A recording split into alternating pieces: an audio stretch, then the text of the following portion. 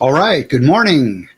This is Steve Weber. I'm the host of the American Gumption morning show being broadcast on Spirituality Gone Wild and the American Gumption channels on both Facebook and YouTube. So if you are hearing this for the first time, please either like my YouTube channel, American Gumption, or go ahead and find me on Facebook on the under American Gumption. Or you could just go ahead to the Spirituality Gone Wild pages and like one of those, either on Facebook again or on YouTube. Alrighty, so today is September 10th, Thursday, and it's going to be a good show. I'm very excited to welcome Sue Phillips to our program today. And Sue is a centropreneur. That's a trademarked term that she has, centropreneur. Her business is centerprises.com, and her business location was called the Centarium. So Sue will be along in about 15 or 20 minutes, and she'll be telling us all about her business in the fragrance industry that has covered the last 3 decades. All righty. Let's see. Monologue, and I'm going to talk about the 5 senses. Sue's going to talk about 1 sense, and I figured I better cover all 5 just to give me a tune-up on what the senses are and what they're all about. Upcoming tomorrow is 9/11, and so I decided I don't have a guest, and so I'm going to just do an abbreviated show, and I'm just going to do a monologue, and I'm going to talk a little bit about where I was on 9/11 and some of the thoughts that went through my head as that was going on and what I was thinking, and then of course, what happened afterwards, and the last 19 years since that day, and I'm going to talk about American Gumption. I'm going to tie it into that. So that'll be tomorrow's program. All right. On Tuesday we have Danielle Hamlet, and her and I are going to discuss the book, the 12-week year. Whoops, and we'll see what happens there. So I have Sue calling in here right now, so I'm live on the air, and Sue is calling me. Let's go ahead and let's get this out of the way. Hi, Sue. Hi, I'm just here. I just want you to know I'm in the camera. Oh, okay. I don't see you yet. That's interesting. What should I do? I don't know. You think you're there? Let me. You'll be there. Usually it shows up in just a minute or two. So let's see. Anyway, maybe just go ahead and you used the link that I shared with you yesterday. Is that correct? Yeah. I'll go ahead and resend you a fresh link just in the event that something happens. Hold on. Oh, there you are. You're coming in board. All right. So we'll talk to you soon. All right, that was Sue. She is our guest. She's going to be checking in with us shortly. So she'll do while this goes on. So hey, Sue, welcome to the program. Sit tight, relax, get yourself a refreshment in the green room, and make yourself comfortable. We'll be with you in just a few minutes. All righty. So, let's see. Get back on the schedule here. Where am I at?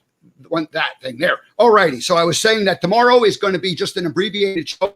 I'm just going to tie in where I was on 9/11 and now the American Gumption Project. And we'll talk about a little bit of patriotism stuff. So Tuesday, Danielle Hamlet, I said, this is where I was when I left off, the 12-week year. That's going to be on Tuesday. It was an efficiency expert, and she recommended this book.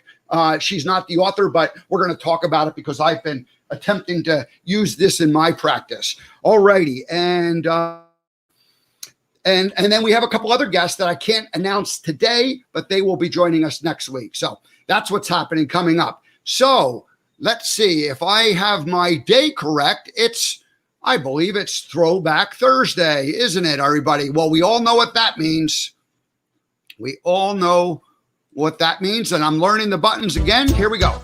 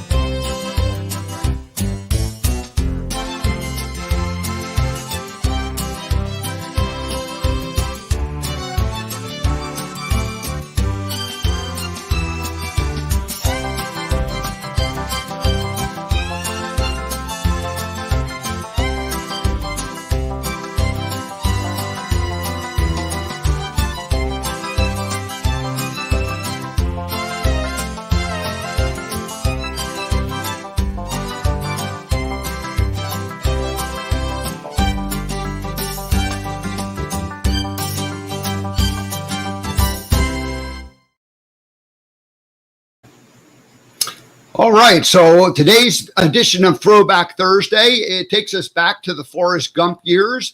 And over those years, I met a lot of characters. And I ended up having to keep a camera in my suitcase so that when I met somebody that I thought, gee, this is an unusual thing, let's just get a picture of this. They were already taking a picture with their camera, but I wanted to have it for my own sake. So this first picture shows a guy, and he came up and he had a big old cigar, and he had a big giant cigar in his pocket. And I said, hey, let me hold on to that cigar and we'll take a picture. And he was happy to do that. He wanted to give me the cigar, but I didn't need a cigar. So our next picture showed, and this is in San Francisco also, these grunge dudes came along. This is probably around 2000. So 20 years ago. And these guys were perfectly happy. And they said, hey, it's Forrest Gump. We want a picture with Forrest Gump. So they sat down and took their photo. And then I said, hey, I want a picture with you guys just because you look like a couple of characters. And so sure enough, they agreed. And one of the things I would always do is say, okay, put your hands on your knees like Forrest Gump does. And so I got them to pose that way. All righty. Now this third guy, he comes up and he says, hey, I want to take a picture, but I want to do it standing on my head, doing a handstand on the bench. Is that cool? And I'm like, hey man, go for it. So he takes that picture, and luckily I had my camera in the suitcase, and I said, I need a picture of that too for my archives. Now this woman was obviously an American Gumption lady. She had her patriotic 4th of July costume on, and she came by and I said, hey, let me hold your flag. And or maybe I even had a flag. I think I had a flag in my suitcase for a few years. So that was kind of fun. Now, don't ask me why a guy was walking around Pier 39 in San Francisco with a trombone, but he said, hey, I want to play a song for you. And so he sat down on the bench, he put his feet in the shoes, and he played the trombone. And of course I wanted the photo for that. And now the last photo today is Kelly, one of our general managers at the San Francisco restaurant. And she was from Australia, and she was sending a picture home to her family, and she wanted to kiss Forrest Gump. And of course, Forrest Gump, he didn't like women kissing him. That wasn't appropriate. So I was staying in character, but I think Steve secretly liked it when those things happen. All righty, that's Throwback Thursday. We'll see you next week.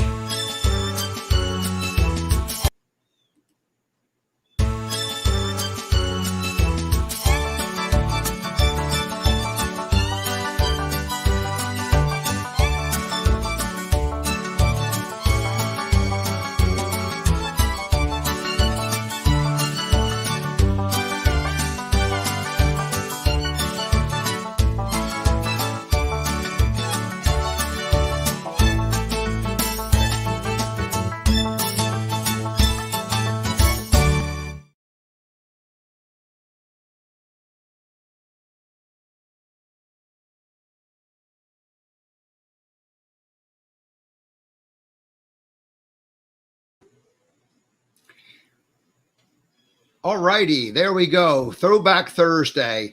Hey, so let's see. We'll get this. Get my logos adjusted there. So today's monologue, I wanted to just talk about the five senses, and it really the conversations I've had with Sue Phillips the last couple of weeks as we've gotten to know each other. Made me think a little bit about this. And if you think about the five senses: sight, hearing, taste, touch, smell. Three of them really have big, huge industries around what they are. And then two of them I had to think a little bit about as far as what the industries were. And so if you think about your sight, photography, video, TV, all these broadcast mediums, what we're doing here, all have to do with, seeing visual things. Lots and lots of businesses built around sight. Same thing with hearing. There's podcasting today, but there was radio, from 50 years ago, from 80 years ago. The music industry, is all about that hearing. And of course, this is a combination of it where, it's partly it's hearing and it's seeing visual at the same time. Taste, the food industry, restaurants, cooking shows, all kinds of, again, businesses directly related to, our sense of taste. Now, the next two, touch and smell, I had to think a little bit harder about it. Maybe there's not as many industries. So what would be, in touch or feel, I thought of, well, the temperature, that's something, a hot burner we learn to keep our hands away from. Well, if you think about temperature, the whole Weather Channel and the whole weather industry is, how many people are employed in that business? So that's one example of touch, would be, the weather industry. And also music, you hear the bass banging and, you can feel that right into your bones. Now, smell, and of course, I'm going to let Sue talk about that, the sense. But I was thinking about that, of course, there's food. That's, we use that, our sense of smell for food. Wine is, everybody wants to smell the bouquet of the wine, of course. And then the fragrance industry really, and that's Sue's expertise. She's going to share that with us. Out in nature, we smell different, when you cut the grass, you're walking along on a trail and you smell things that you wouldn't normally smell. So back to smell again, animals, they use their sense of smell much more than humans do. We're not allowed to go around smelling people and, that sort of thing. The animals do that all the time. So they're kind of, they don't have any rules that way. They just use it. And so anyway, but our sense of smell is probably one of the, maybe a scent that is not understood as well as some of the others. So that was like, as I got to know Sue and talked about it and learned her story, I just thought, gee, this is interesting. How many, besides the fragrance industry, how many businesses are really, strictly focused on that scent? And so maybe she'll share some others that she has with that. So anyway, I think I do see Sue in the back room. I'd like to bring her on. We got a lot to talk about. So let's go ahead and welcome Sue to the broadcast. Hello there, Sue. Hi, Steve. How are you? Good. Welcome to the American Gumption Morning Show. Thanks for joining us today. My pleasure. Thank you for having me. So here's the way it works, Sue. At the beginning of anytime a guest comes on, I want to. I have a little bio that I prepared, and I want to just let people know who you are, and then we have a first-time guest welcoming song. So it'll take me about a minute to read your bio, and then we'll play the welcoming song. That'll take another minute, and then after that, we'll both have the stage together. Is that fair enough? Sounds great. Thank you. All right. So serendipity, that's how our guest explains how and why she launched her fragrance career in New York City. Sue Phillips is an internationally renowned fragrance authority who never dreamed she would be creating world-class perfumes for major iconic brands like Tiffany, Burberry, and Avon. She has worked with A-list celebrities, including Jamie Foxx, Katie Holmes, Susan Sarandon, Lawrence Fishburne, and many, many more. The Fortune 500 companies that have hired Sue include AOL, Bulgari, Google, Merrill Lynch, MetLife, Pinterest, Wells Fargo, Zurich Financial, and I'm sure there again were many, many more of those. So here is what Sue is. She is a centropreneur, and that is a trademark term that she has, centropreneur. Her business is centerprises.com. And in fact, that reminds me to add that banner I have to show for who Sue is, and we'll get her some advertising. There we go. And then Sue was raised in South Africa. She developed a love for acting. She came to the U.S. in the late 70s as a young woman and then serendipitously made her way into the C-suite of major fragrance brands, center stage at Fortune 500 corporate events, and she even went to the White House. And I have a picture of that to prove it. Sue Phillips, welcome to the American Gumption Morning Show. And before we let you turn you loose to tell your story, let's go ahead and play the first time guest welcoming song.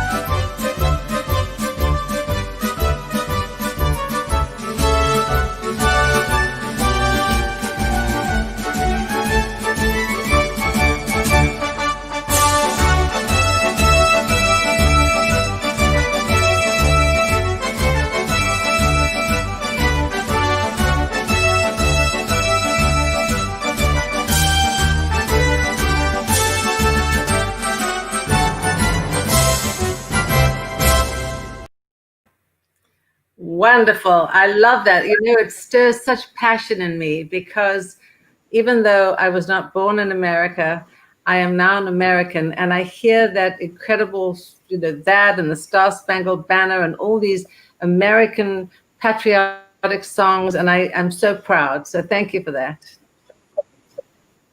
Yeah, you're very welcome. That is the Washington Post Overture, or March, and it was written back in the 1880s, and then the Glenn Miller Band made it popular in the 40s as kind of a big band swing version. So anyway, that's the history of that song. But I like to welcome people. And when I first started the program, at the last minute I almost changed American Gumption to Global Gumption because I knew I was going to be speaking to people with an international background and also people from different countries. So Gumption is not just in the United States. Gumption is worldwide.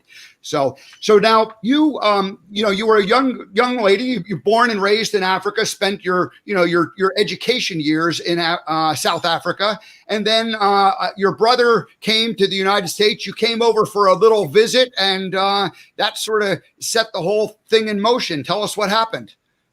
Well, my brother was living here, and I was living in South Africa, and really always wanted to be in theater. So my dream was to land up, going to London and going to be an actress. And in 1976, I came on a vacation to America for the bicentennial celebrations. My brother was here, and so, we said it would be a great family time.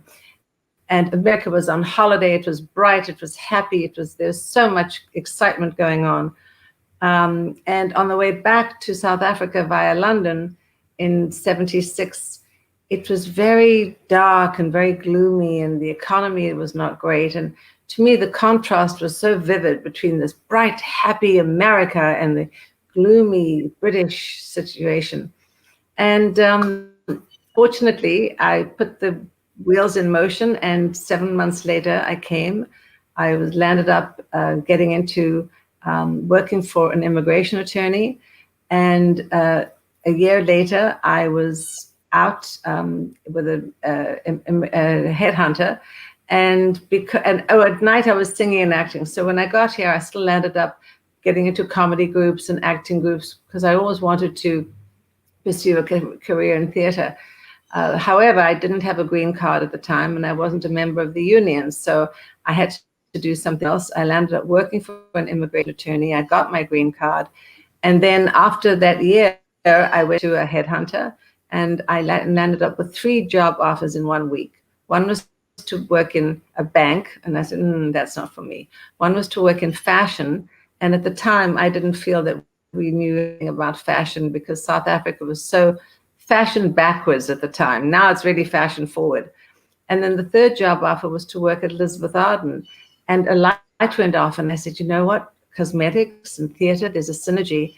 And so that's what happened. I landed up at Elizabeth Arden, and they loved the fact that I could stand up in front of people and speak. So the position opened up in training, and I landed up eventually becoming the national training director for Elizabeth Arden.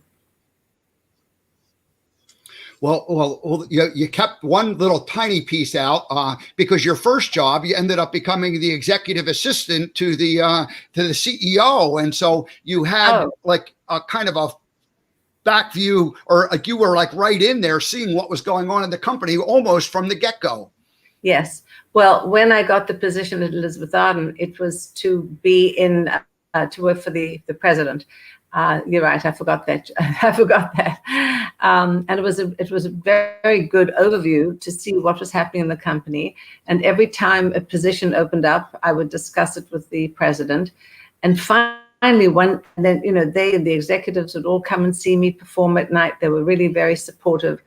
And one day he said, Sue, you'd be great in training. And I said, okay, well, what's training? He said, you train the people behind the counter in all the department stores and all the specialty stores, all about our products. And at the time, he thought I'd be really good in fragrance. And I happen to love fragrance. And I said, gosh, that would be interesting. But he said, there's one caveat. In order for you to do that, you have to have your orientation behind the counter. It's a really wonderful way for you to interact with the customer, to see how the customer reacts with you, and to understand that sort of, interplay between sales and consumers. And I landed up at Macy's for 3 months with my orientation. And it was a really interesting overview about the sales aspect, how people interact. If they really want a product, if they really love it, you don't really have to talk them into it because they just want that product. People who are not so sure, there's a different shift of just talking. And hard selling was never encouraged. It was really talking about the customer, who they are, what they want, what is their lifestyle, why would they like a fragrance, how does it make them feel, are they going to an occasion, is it for a particular romantic situation? And, I learned all this stuff on the job, and it was really a fascinating education. And then when my orientation was over, I had orientation as well with some of the marketing people. And one guy in particular, he was the licensing person who really was responsible for licensing the Chloe brand to Elizabeth Arden. And I'll never forget him. God rest him. He passed away, but he was this very big, burly man, and he was brilliant. And when I spent the afternoon with him learning about fragrance and licensing and marketing, he said to me, Sue, you've got to become a fragrance expert. Okay, well, how do I do that? Where do I sign up? And it only took me 40 years. But I love the way. So Sue, I love the way that there's those moments in our time when one person says something to us that we didn't necessarily believe was possible, but the moment they speak and say that, it suddenly becomes a reality. And I want to just backtrack one little step for a second, because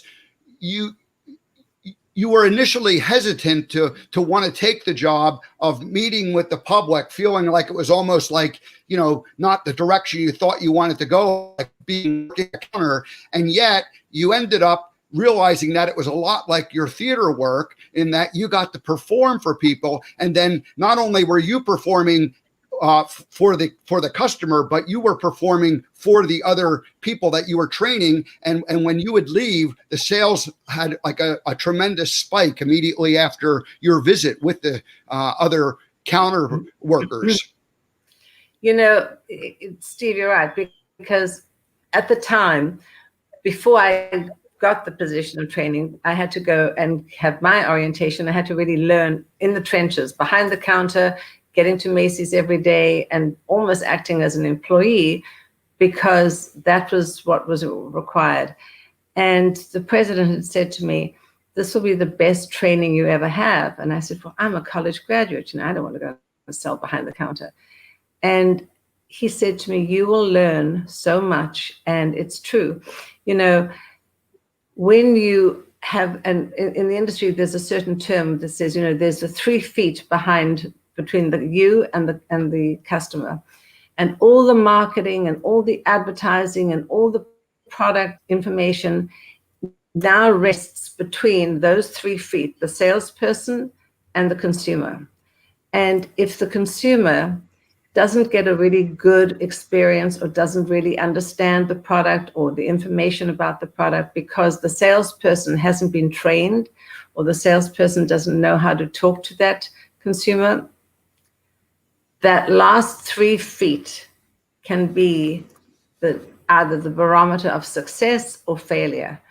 And it's a reflection on the company. So it's a very important position, and not too many people give it that credence and give it that sort of seriousness. And one of the things that I learned was that it's really important never to judge a book by its cover. And I know that's a sort of trivial kind of situation, but I would see, the ladies in their fancy fur coats and running around. They didn't really want to put the money down. It was just another sort of fragrance in their handbag. But for a woman who absolutely loved that perfume that we were selling at the time was Chloe. It was a beautiful fragrance. And there's a whole story about how it came to be and the designer behind it. And this little old lady, she peeled down the dollar bills. And at the time, 35 to 40 years ago, a half-ounce bottle might have been $35. Well, that was a lot of money in those days for this woman. But she was determined to have it. Why? Because it made her feel so special. That fragrance, when she put it on, she felt like $1 million.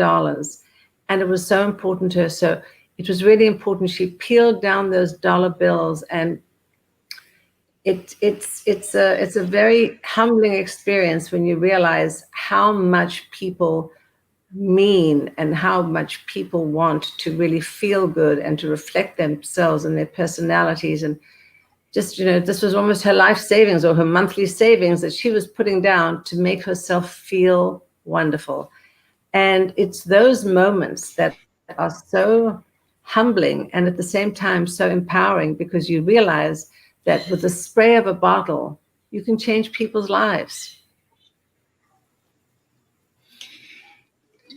I have some pictures I want to share. And so let's just go ahead and throw a few up here. Now, this is these first two pictures are the first one is really you singing at age 10 years old. What were you performing? So every year we would go down to Cape Town on a vacation. My family and I, we would go to Cape Town. And this was a Saturday morning on the beach with a bandstand, and they would always have a concert. And I landed up singing. I was 10 years old, and the man who's behind, this was his sort of Saturday morning bandstand, Victor's bandstand. I can't remember what I was singing, but I know what I was singing. My aunt had written a song. My mother's sister was a singer in London, and she had written a song. It was called Trip Along Trenches, and was all a play on words. And it was a cappella. Nobody knew what the music was. So I sang that, and that is a picture of me actually singing on the bandstand. I love it. Barefoot and all there. That's a great photo. Yes. And then this next picture is you and your mother. Tell us just a little bit about your mother and the influence she had on you. So my mother, her name was Grace Phillips, was a wonderful artist. She was truly a Renaissance woman. She was an amazing artist, a calligraphist, an artist, a watercolorist. In fact, I don't know if you can see well, I'll show you a little later, but she was an amazing, amazing artist and a calligraphist. She was also a wonderful cook, a wonderful baker. She was an interior designer. She was gorgeous. She always dressed beautifully. So that was my mom. And I grew up in a household of music and art and culture. And my mother had a friend who was the director and an impresario in theater. And she was producing a play called Roar Like a Dove. It was a British farce, a British comedy. And there was a part in it for a 10-year-old girl. And she said to my mother, Grace, I think Sue would be marvelous for this show.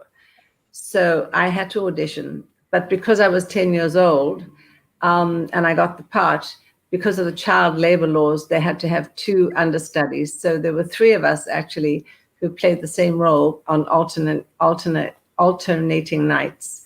And that's a picture of me and my mom. And that picture was actually used in the press for my debut in Roar Like a Dove.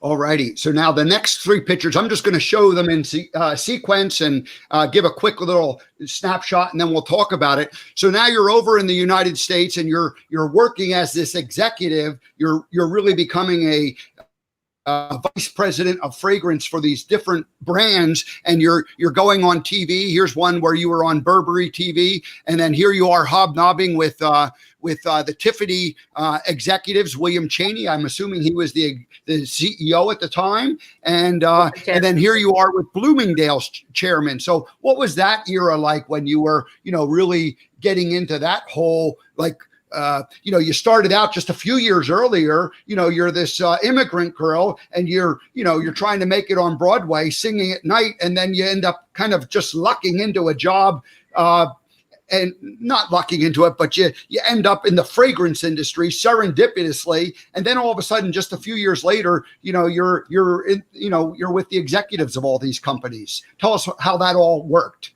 So when I was at Elizabeth Arden and I became the national training director, they would do a lot of these PR events, and one of the events was, and there were 3 fragrances: the Chloe, Lagerfeld, and Burberry, and the men's market was just becoming important, men's grooming essentials. And we worked, we had a PR campaign called The Search for the Lagerfeld Man, and then a Burberry's Dress for Success. So when we launched the Burberry's fragrance, and actually Burberry came to me twice in my life.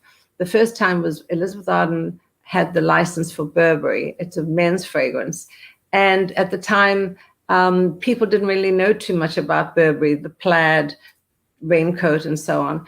And so I did Dress for Success seminars around the country as part of training and PR to really help promote the products, to let people, the consumers, understand the heritage and the history of Burberry. So they put me on TV, and of course I loved it, because it again included and incorporated my theatrical sort of business.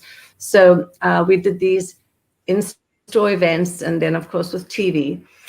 This one here, so that was talking about the clothing with Burberry, and I showed the beautiful fabrics and talked about the heritage and the history of Burberry, and the whole idea of the tradition of Burberry being a 150-year-old brand.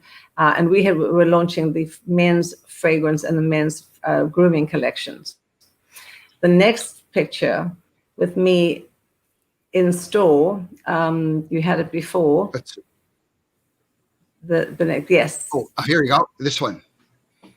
So that was actually interesting. So another fragrance product that they had was Lagerfeld.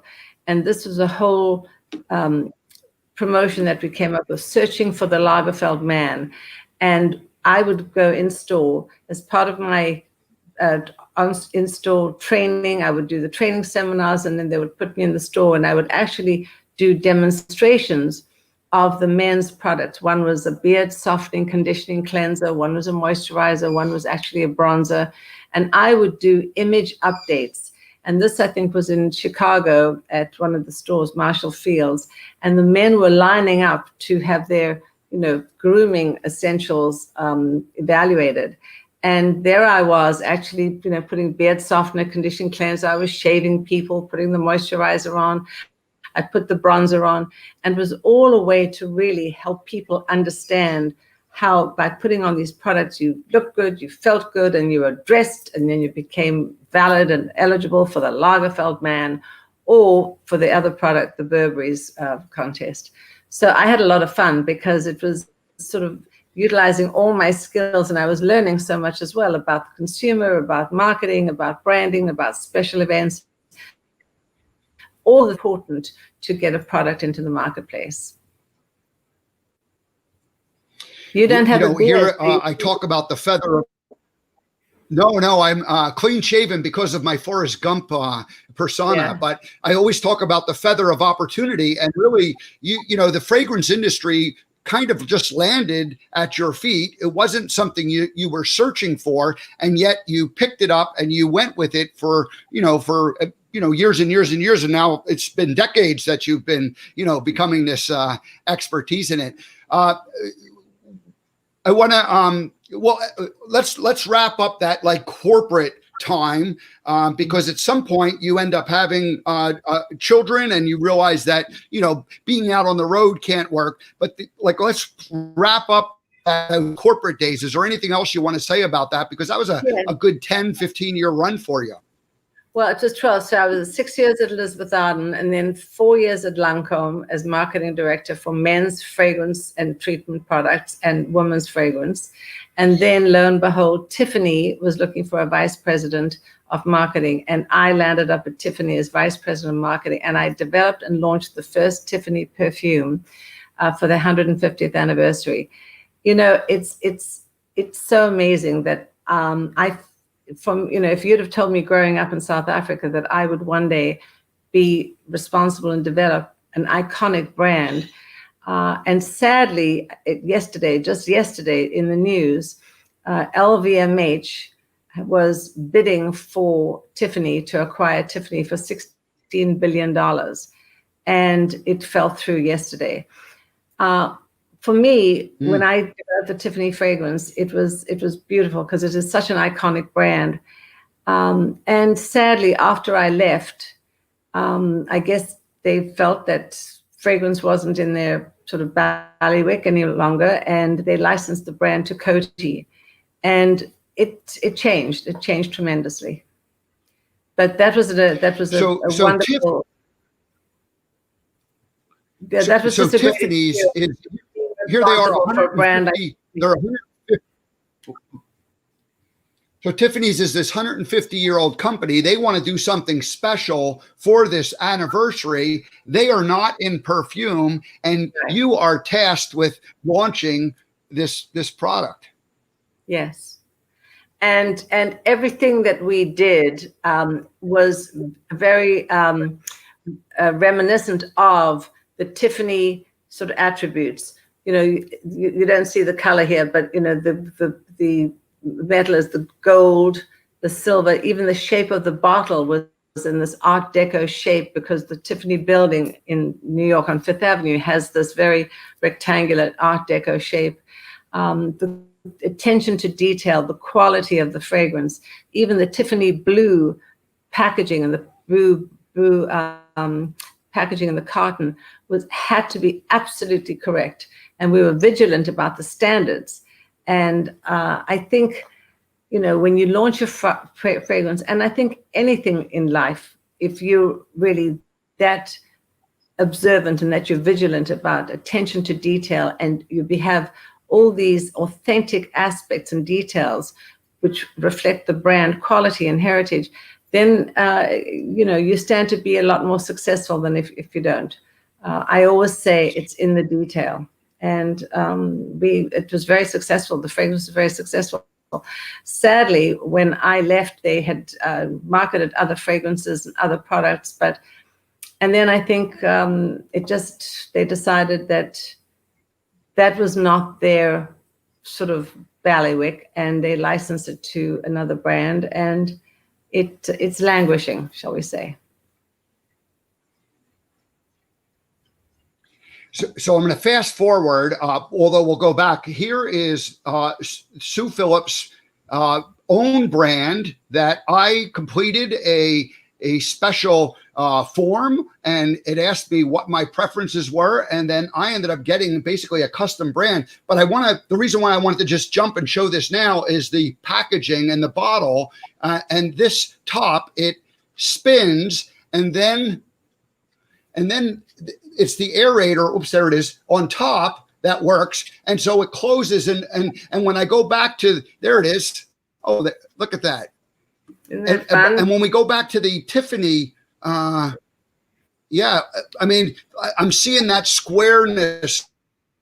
Something to do with that squareness time, or was that somebody else who invented that? Because I see the similarity between them. Well, the Tiffany package and my package has really nothing to do with anything. The Tiffany was definitely very much developed after and designed after the Art Deco building and the Art Deco feeling.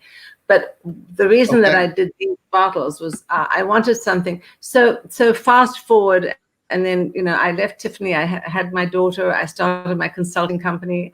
I developed a fragrance for Burberry again and various others. And in 2008, there was the economic crash, and all my consulting dried up. I mean, it was just a horrible time.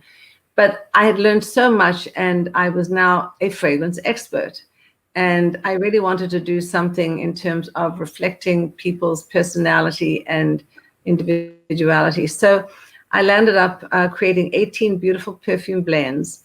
And I wanted something very different in terms of a bottle, not the typical, although these are very nice. It's just another bottle. I love these bottles because these are sort of, I call them my designer shape. But I came across something like this, and I thought this would be so terrific. So I did them in 3 different colors: the rose, the black and the gold, and then the black. And what's so neat about these is that, as you said, they are interactive, they're refillable. So you don't have to pull off the cap. It just twists and swivels. And then you spray, and then off it goes again. And it comes in lovely pouches. So I have gold, black, and purple. I love purple. So I have the gold, the black, and the purple. And I did it in 3 different colors, so 2 different sizes. So then I have the small ones as well, in the silver, the gold, and the black. So depending on what size you want, we have 2 different sizes, and they all twist and swivel. I like to say this is a twist, not twist and shake, but twist and swivel. And it's really a lot of fun because they're refillable, they're recyclable. You don't have to have, they are green, and that's important. So let me ask you a question, Steve. How do you like your fragrance? Yes. So you took let me put myself back on here. Yeah, no, that's been great. You took the scent personality questionnaire, which I sent you. Yeah, so I went to centerprises.com and I completed the questionnaire. I think it was probably about 10 different questions, and it was simple to do. It was the type of thing that, do I prefer A or B, and so you just make choices and selections, and then at the end you get a basically a printout or so you sent along the fragrance for me, and from our conversation you already knew what I was going to prefer, or you thought because you're an expert at this and you must have had designed the class. But my living in Montana and enjoyment of the outdoors, it turns out that woodsy was the fragrance that you ended up making up for me. Yes, and a little freshness and woodsiness. So the interesting thing is about the questionnaire, it's a lifestyle questionnaire. It's the same questionnaire for women and for men, and it's absolutely accurate. I usually say, I would like to say it's 100% accurate, but I have to give 1 or 2 percentage points for, error. But I would say it's 98, 99% accurate. And I knew, not knowing you personally, but knowing you on the video and just knowing your background, that you're an outdoor guy, you're casual, you're certainly not going to be in black tie going to the fancy nightclubs. You're a regular guy, you're outdoors, you're casual, and you like natural feelings, and sort of the nature is important to you. And your quiz results actually reflected that. Your quiz results, out of the 12 questions, you had 4 were woodsy, 4 were fresh, and then the last 2 were each evenly between the floral and the spicy. So I knew that you would be mostly a fresh woodsy, and it's really lovely, bright, fresh, citrusy notes, sporty notes, and then the beautiful sandalwood and a little hint of oak moss. So I hope you like it. Yeah. So what's been interesting about it is I haven't, over the years, I've had colognes. And first of all, let me ask what's the difference between perfume and cologne? And I'm thinking it's just men and women, but I'll ask the expert. So there's no such thing as actually ingredients for men or ingredients for women. It's the same ingredients. It's just a question of the concentration and the terminology. We say that women like perfume and men like cologne, but actually it's just the same. It's a question of perfume has a higher concentration of essential oils. So let's say you have 25 to 30% essential oils in perfume, and then you mix the rest with water and alcohol and denatured alcohol. And there's a whole science behind how you mix it and how you measure it. But the next level down is eau de parfum. So that would only be, say, 15 to 20%. Then we have more diluted, which becomes eau de toilette. And then the lightest form of fragrance is eau de cologne. And the reason that men sort of are cologne and women are perfume is in Germany, in Düsseldorf, which is near Cologne, they had all the monks in the monasteries, and Cologne was actually a river and a town in Germany, and they used these monasteries, and the monks would actually make alcohol and sort of an alcohol mixture, and that was the way it was called, eau de Cologne, the water of Cologne, and it was a very refreshing sort of fragrance, and that was sort of the derivation of the word cologne.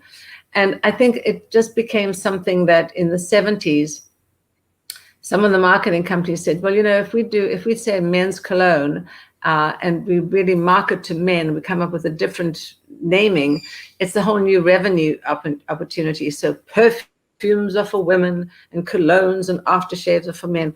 Well, interesting now today, I cannot tell you how many men say, I want my own perfume. So men are actually saying to me, I want to create my own perfume.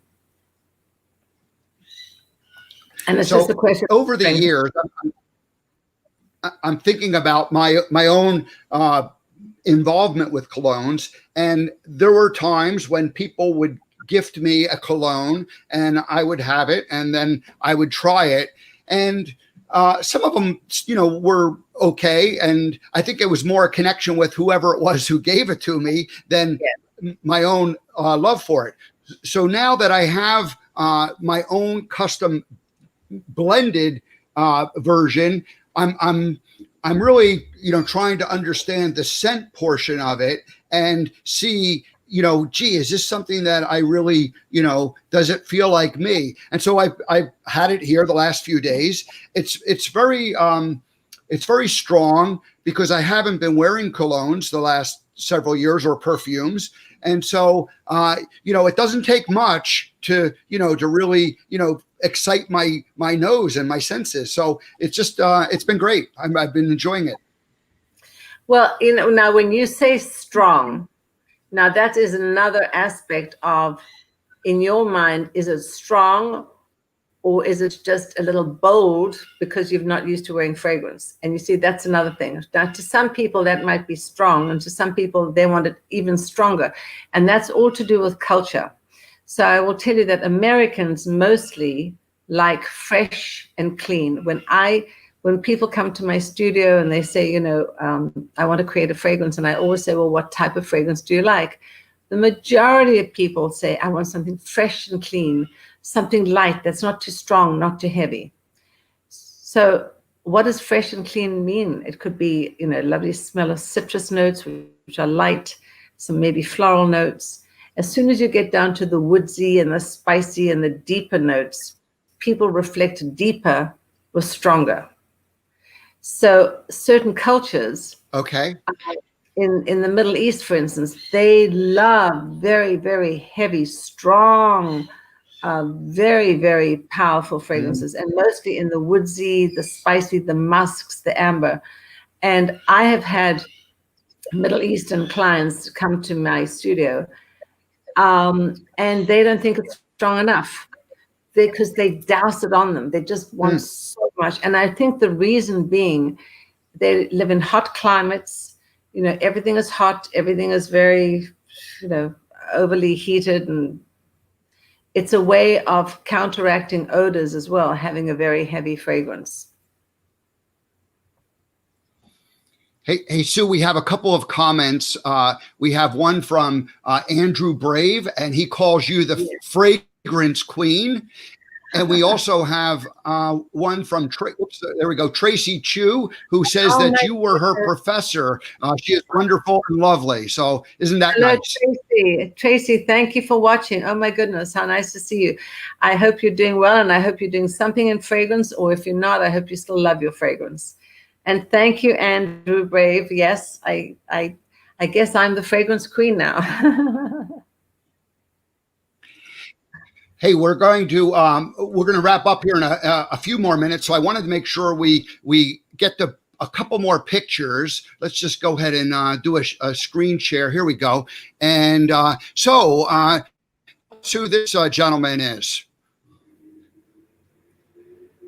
Oh, President Ford. That's Gerald Ford. That's Gerald Now, Ford. how did you meet the president? I thought only Forrest Gump got to meet the president. How did you meet the president? Well, I was lucky. I met two presidents, but that was in Beaver Creek. So I used to go skiing in Beaver Creek, and Beaver Creek is in Vail, Colorado. Well, in Colorado, and Betty Ford and President Ford, they had a beautiful home there, and every year he would come to the Beaver Creek Association and speak at a breakfast. And I had the good fortune of meeting him there. And I still have that beret. I love that beret. It's very cute. I love red and black. So he was lovely. Beautiful. He was charming. And then this is when you got to go about that. Well, that was really a fabulous experience. So there we are with President Clinton in the White House. And how did I meet President Clinton? Well, when I did the Burberry fragrance and we launched the Burberry fragrance, this is not with Elizabeth Arden. This was the second time that Burberry came into my life. When Arden finalized the license for Burberry's, a new company assumed the license, and I was hired to be the vice president general manager and created a fragrance. And the woman who was the social secretary to Hillary and Bill Clinton had been at Bloomingdale's when we launched the fragrance. So we launched the fragrance at Bloomingdale's, and I became friendly with her. And then she landed up at the White House, and we were friendly. And so I had written to her. She said, I said, I'm coming with my family to Washington, D.C., and I'd love to see you. She said, Sue, we're going to be doing an event for the Girls Nation group. And when President Clinton was a young boy, he was part of the Boys Nation group, which was part of this young sort of Congress, Senate sort of situation that they encourage young people to apply for. And so my daughter, who was 6 years old then, I love that picture of her looking up to him, and she's down, and he's looking down to her. And then she said, Mr. President, these are my friends from New York City. And she introduced me and my ex-husband and my daughter. And he came and he said, well, let's do a group family shot. And he put his arm around me and I put my arm around him and so on. Years later, I actually took that photo, and Bill Clinton was speaking at a fragrance industry event. And I said, I've got to get it signed. So I took the photograph and I went backstage, and of course the Secret Service were there. And I had written a note. I said, dear Mr. President, I was visiting with the White House with my daughter, who since was in the Peace Corps. She was a Peace Corps volunteer for 2 years in Moldova. And then she went on a Fulbright scholarship to Bucharest. And now she's literally changing the world. She's doing amazing things, and she just got a position at the UN. I always like to say she's changing the world and I'm making it feel good, smell good. So we did this wonderful group shot, and then I left the picture with him, and that afternoon I picked it up, and he had written a note to Romy, and I have that signed, and I'm going to present that to her. So I was fortunate to meet him twice, and he remembered the date, because when I wrote in the note that we were there in, I think, 1994 or 95 or whatever, he said it was 1994. I don't know how he remembers, but he was amazing. Wow. That's great. So let's go ahead and bring it up to into the centenarium, and then this is during the 20 teens year for the decade. And this was your studio that you were making custom fragrances for people for 10 years. Is that correct? Yes, actually 7 years. So when I left Tiffany and I started my business consulting in 2010, I started thinking about bespoke fragrances, and then again, serendipitously, I was not looking for a space, but I had met somebody who said to me, I have a place in Tribeca. It's such a great area. It's very hot. It's really very trendy. It would be something wonderful to have a perfume studio there. And I went down, and it was really sort of very basic. There was graffiti on the walls. It was just awful. But lo and behold, look what we did. I turned it into an oasis in the heart of Tribeca. The picture above the sofa is my mother's, and I have all her artwork. I don't know if you can see it, but I have her artwork there. And I just left there about a month ago. I was fortunate to be there for almost 8 years. And the building management decided they were selling the building. And at the end of July, I had to find a place. So I'm now here in the Upper East Side in a beautiful boutique on the Upper East Side in this lovely area. Vanessa Noel has a shoe boutique, and I have the front parlor, and her shoe boutique is down there. So it's wonderful. I'm very excited to be here.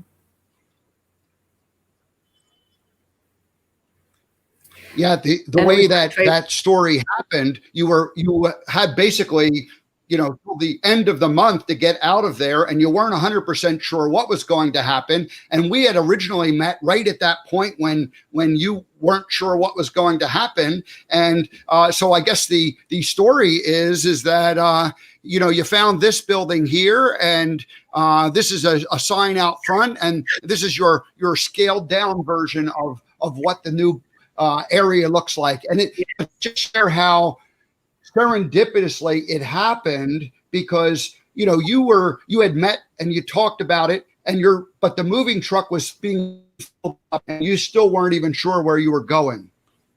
Well, I was walking up and down 64th Street, and I said, where am I going to go? Maybe I just won't have a space at all. And I'd looked at various places in Manhattan, WeWorks and some of these corporate offices, and they just didn't feel right. And one day I was walking up 64th Street, and I said, you know what? I'm going to go in and talk to Vanessa, because I'd been to some parties here, and it's lovely, lovely a loft and a townhouse.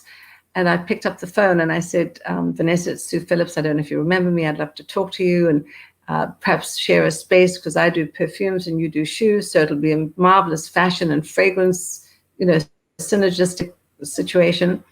And she said, well, can you come and see me on Monday? And I said, well, I have to move out by Sunday. Can we do sooner? So I took her some flowers. She said, yes, come the next day. I took her some flowers. She said she was busy with her mother. And I said, well, I won't be long. So I came to see her, gave her the flowers, and we had a wonderful chat. And she said, let me think about it. So the next was Friday. Never heard from her. Next day, Saturday, the movers were in the downtown in Tribeca. They were taking out all the big pieces of furniture, because I knew I wouldn't be able to do anything. And I was praying like crazy. Steve, I prayed so hard between Wednesday, Thursday, Friday. I always pray, but I prayed pretty hard at that. And at 5 o'clock, the phone rang, and she said, yes, I think it'll be great. It'll be a wonderful sort of synergistic situation.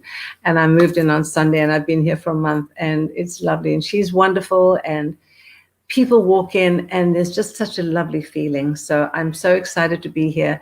I think for me, it's important that the space reflects the kind of initiative we offer. It's all about making people feel comfortable and making people feel happy and confident. And particularly at this time with COVID, a lot of people haven't been going out. They've just been staying home, not getting dressed, not putting on lipstick, not putting on makeup or fragrance. And what we're trying to do is really offer something really wonderful.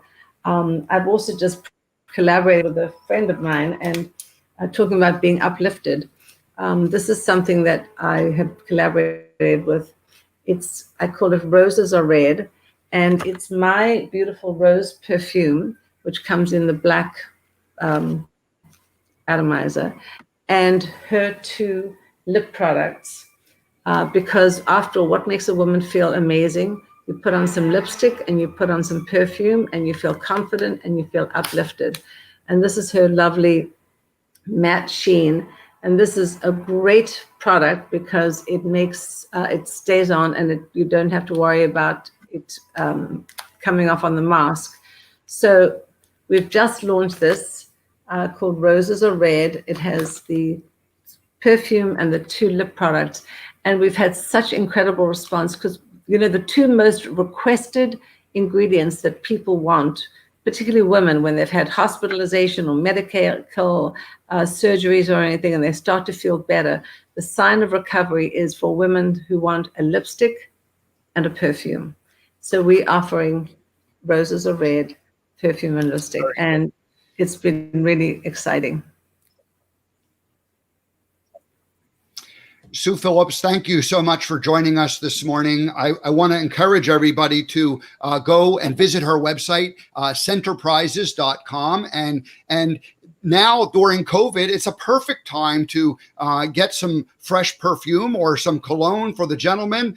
But now we've learned that they're actually the same ingredients. And so it's just a matter of what we call them. And so anyway, I do encourage everybody to go ahead and go to Sue's website. I'm sure that you can contact her directly through the website if you have any questions, but you'll enjoy the product. And Sue, thank you so much for joining us today. This was fun to learn about the scent and the nose. Any last things that you want to share with people before we say goodbye? Yeah, I just wanted to tell people that, I always like to say, why wear what everybody else wears when you can really create your own and create something that makes you feel confident and feel positive. And when people hug you and kiss you and they say, what are you wearing? And you say, it's me or it's mine. You feel 10 foot tall because it's something that really resonates with you. So I just like to say to people, enjoy the senses. You started out talking about the 5 senses. The sensory aspect is so important. Enjoy music and art and food and flavors and fragrance because they all are related. And our strongest sense is our sense of sight, but our most powerful sense is our sense of smell. And it's the one sense that connects memory and emotion and even food and flavor and colors. So enjoy the senses, and thank you so much for the opportunity of being here. I really have enjoyed it, and enjoy your fragrance. And every time you wear it, think of me. I will absolutely do that. Thank you so much, Sue. It's been a pleasure having you this morning, and come back and join us again on the. Okay, take care. I would love to. Bye. Thank you. Well, everybody, here is this is the American Gumption fragrance. So it was Woodsy is kind of the generic name that Sue named it, but I got to name what it is. So when people ask me, what am I wearing? I will say I'm wearing American Gumption because that's the name of this custom blend for me. For today, I want to thank Sue for joining us. It was a great visit. I learned a lot about, about the whole industry. I hadn't thought about it, to tell you the truth. And so one of the things I am grateful for in doing the American Gumption morning show is that I get to meet ordinary people who are doing extraordinary things with their lives. And Sue has certainly had an extraordinary life since she was a little girl in South Africa and then coming here, back in the 70s. So that's it, folks. Everybody have a great day. We appreciate your visiting today, and we will see you tomorrow.